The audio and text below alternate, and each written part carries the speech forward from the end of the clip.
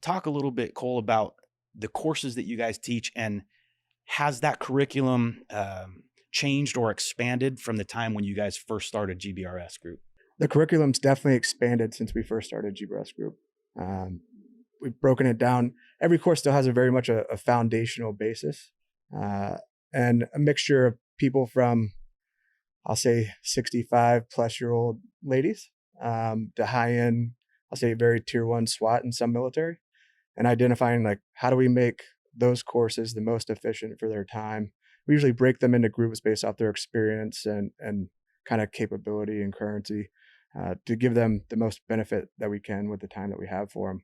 And we've evolved them to like the experiential piece of like combatives, some, I'll say, technical driving skills would be best. Yeah.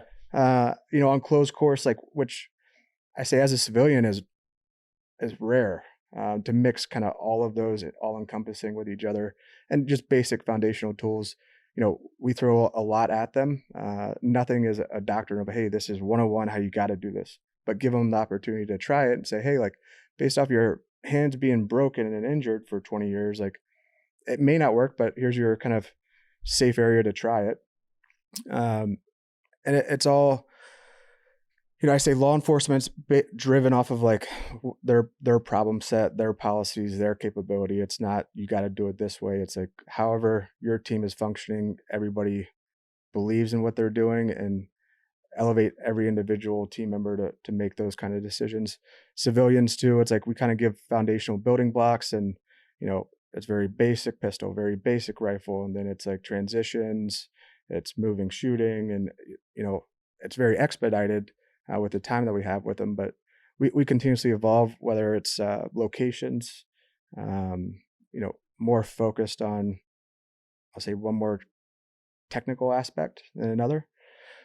But it always starts at foundational and kind of ends at foundational. And going back to gear selection, it kind of give a little bit of a gear review of like, hey, like, you showed up with this, why are your mags located here? And perfect answer is like, well, they're mounted here for a reason. If they don't, it's like, okay, cool, like, got it. Like, might want to think about adjusting this way or that way based off Yeah, capability. and I Or mean, a lot of cops will carry a certain way just because their field training officer did, Mhm. without ever having their own thought process. It's just like, well, this must be the best way to carry it because this is how, my FTO told me to carry it. So now I think that's very important. And yeah, what works for one person doesn't work for everyone. You have a shoulder issue, maybe you can't draw from behind the, like 6 o'clock or 5 o'clock carry very well.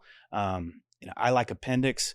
There's downsides to appendix, as you guys know. Everyone thinks it's the greatest thing. It's fast and it's a way to easily conceal a firearm, but it has downsides too. Like in close quarters, the gun is closer to the bad guy. Whereas if you're wearing on the hip or slightly behind the hip, you have a little bit more standoff, and you could draw one-handed with an open garment. I mean, there's pros and cons to everything, but I like what you said, Cole, as far as like, you're not dictating you must do it this way, but here's some options. And if you are doing it this way, here's some potential drawbacks to that. And then here's another way if that interests you. So very cool stuff.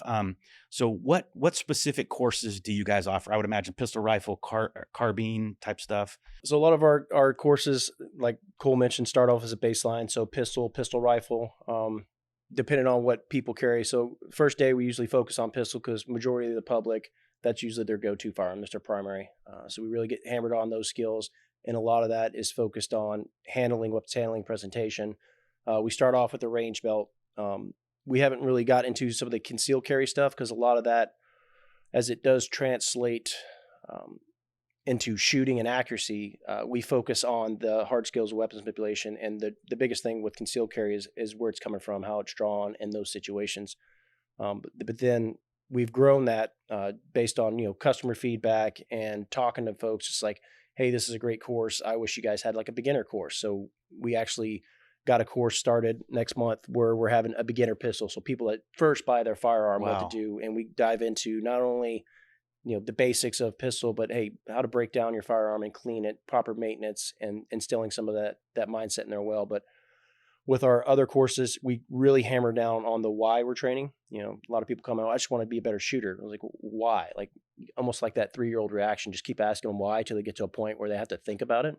Like, hey, why? Why do you want to be a better shooter? So that I can defend my family. Why do you want to defend your family? And they kind of dive down that little rabbit hole to get them really focused on what they're training for. And like you said, the end goal we try to focus on, guys. Hey, I want to be able to defend myself, defend my family, and the people in my immediate vicinity if I need to. But the number one goal is, safety, right? How can I get out of the situation if possible? But if I'm the only responsible person there, what's my level of training and how much willingness do I have to be involved in this? Because a lot of people like, oh, I got my concealed carry, I shot my 50 rounds at a pie plate. I should be in every situation that involves a shootout. And you're like, are you though? Like, yes. How much do you train that? Just because you carry your pistol every day doesn't mean you're proficient in your current, right? It's like, when's the last time you took that thing to the range? What did you do when you practiced? Did you just pull the trigger 50 times and poke a little nice hole in the paper? Or did you get kind of dynamic where you're testing your time out of the holster? Are you going on a buzzer? Are you talking about acceptable targeting, acceptable sight picture versus, sight picture for accuracy? And then getting into that, we talked about logical or thinking, that situational awareness and that mindset and that willingness. Like, what am I willing to do and what's that willingness look like?